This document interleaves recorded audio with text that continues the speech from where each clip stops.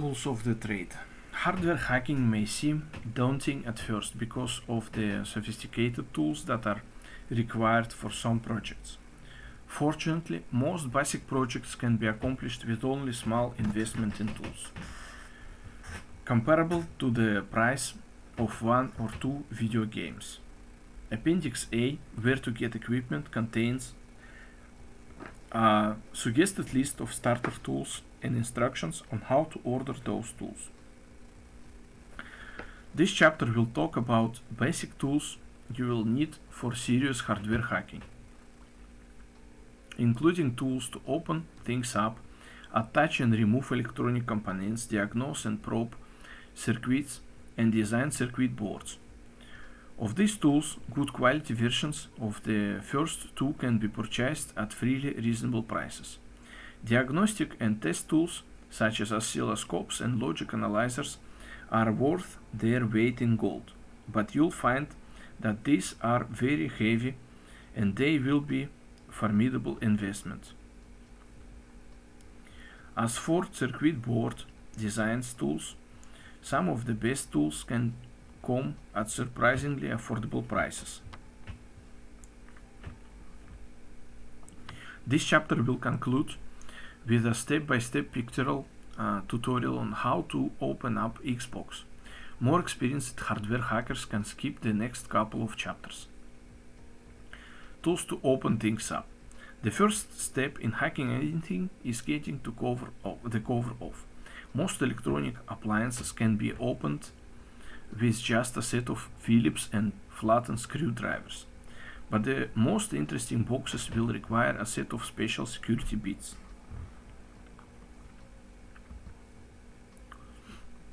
A section of security bits. From left to right, Nintendo 4.5mm security Torx, standard Torx, clutch, Robertson or square, 3-wing, Torque, spanner, and security Allen or hex. Figure 1-1 shows a lineup of some common security bits. Surprisingly, security bit sets are affordable and easy to obtain. MCM Electronics, mcmelectronics.com, sells a 105-piece security bit set. MCM order number 22-3495 for under $20, and piece 32-piece set MCM order number 22-1875 for under $10. They are well worth the investment. Nintendo security bits are sold separately. You can get the large Nintendo security bit used in Nintendo GameCube for a few dollars. MCM order number 22-1150 4.5mm security bit. A smaller version of the bit, MCM order number 22-1145 3.8mm security bit, is also used in the older Nintendo systems and their game cartridges. The Xbox uses standard Torx 6-pointed star bits of the T10, T15 and T20 size. These bits are fairly common and can be purchased at hardware stores such as Home Depot. You may also find a magnetic extension bit holder handy for reaching into a couple of tight spots around the hard drive and DVD drive in the Xbox. Do not use excessive force when taking the cover off equipment. If you think you have removed all of the screws but the cover is still stuck, most likely you have either missed a screw or you need to depress some friction lock tabs. Too many times screws are hidden beneath the rubber feet on the bottom of the equipment or under a sticker label. To find screws hidden by sticker labels, firmly rub the surface of the label. You will feel a soft spot wherever there is a screw underneath. Breaking such a label to access the screw instantly voids equipment's warranty. But have no fear, most equipment is designed to be serviced, so simply removing the cover rarely causes any damage. On occasion, you will encounter a stubborn assembly that refuses to come apart. If the cover or panel flexes open around the edges or seams to have some freedom of movement, this may be some kind of friction lock holding the cover on. Friction locks are typically tab and slot structures shaped so that it is much easier to insert the tab than to remove it. In this case, locate the tab by observing where the case seems to be stuck and push in on the tab with a small flattened screwdriver while gently pulling up on the case. If there are multiple tabs like this, insert a wedge of some kind, such as another screwdriver or a paper clip, to prevent the tab from re-engaging as you open the other tabs. If the cover or panel refuses to move even slightly when you apply firm pressure, it may also be attached with adhesive, or it may even be welded shut. For example, wall-wart power supplies, square black boxes that you plug directly into wall outlets, are often sealed in such a fashion. Taking such a piece of equipment apart may mean you'll never be able to get it back together into its original form. Tools to attach and remove components. Electronic components are attached to boards by soldering. When soldering, a low melting point alloy, known as solder, is heated and flowed around the metals to be joined. The solder and the metals form a local alloy. Once the joint cools, the components are electrically and mechanically connected. The basic tools for soldering are a soldering iron, solder, flux, and the soldering braid. A pair of fine tipped tweezers is also quite handy for jobs that involve fine pitch components or small parts. A soldering iron is a handheld tool that consists of a heating element and a tip. The tip is used to melt solder alloys through conduction or direct contact, unlike other tools that use hot gases or intense infrared radiation. The kind of soldering iron tip required for optimal heat transfer depends upon the situation. For example, a flattened chisel or conical chisel tip will perform better than a simple pointed tip when soldering most small surface mount components.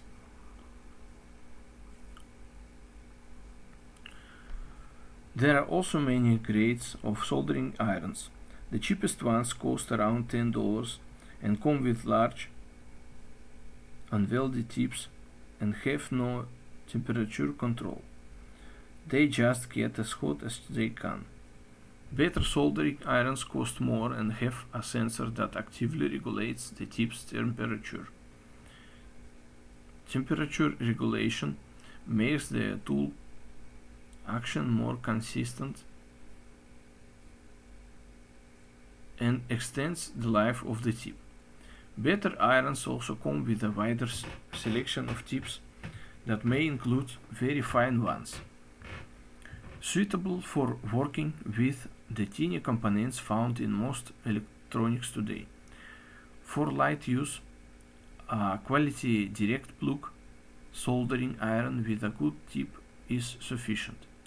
However, if you plan on building boards and really getting into hardware hacking, $100 for a quality temperature controlled soldering iron such as the Weller VTCPT or the Weller VES50 is well worth the investment.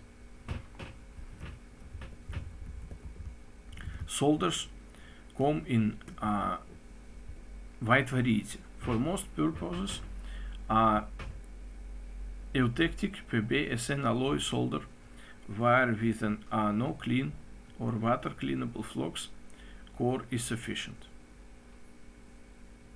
Eutectic alloy are desirable because they go directly from a liquid phase to a homogeneous solid. Kester is a major manufacturer of solders. Their standard cored wire solders, Formula 245 and 331, are both pretty good. Formula 245 uses a no clean flux, but if you like, you can use a cotton swab with some isopropyl alcohol to remove the residue. Formula 331 has a flux core and works on more materials than 245. However, with 331, you need to wash down the board with water soon after soldering, or the flux residue will become gummy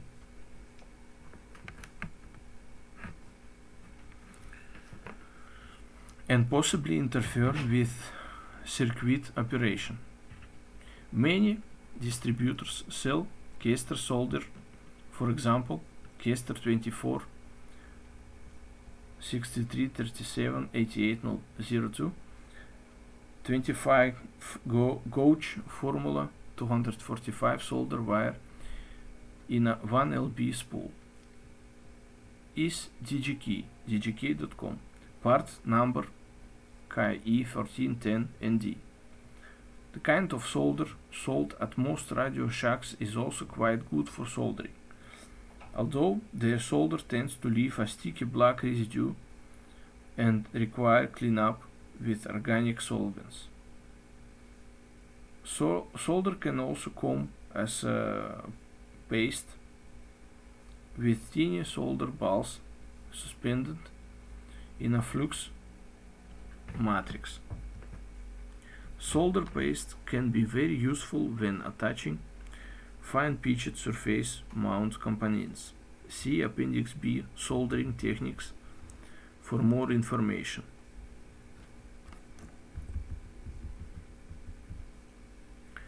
If a solder connection is stubborn to form, flux is the panacea. Always keep some flux on hand. When a joint is not forming correctly, a small drop of flux applied correctly to the joint will typically fix the problem. Flux also comes in a wide variety of pastes, liquids, each of which requires a different cleanup method. A convenient flux application solution is the flux pen, such as Kester 83 1000 0951, a Formula 951 no clean flux pen. You can purchase this flux pen from DigiKey, part number KE1804ND, for just a few dollars. Radio Shack also sells a flux paste in a tube, but their paste is messy and it requires cleaning up.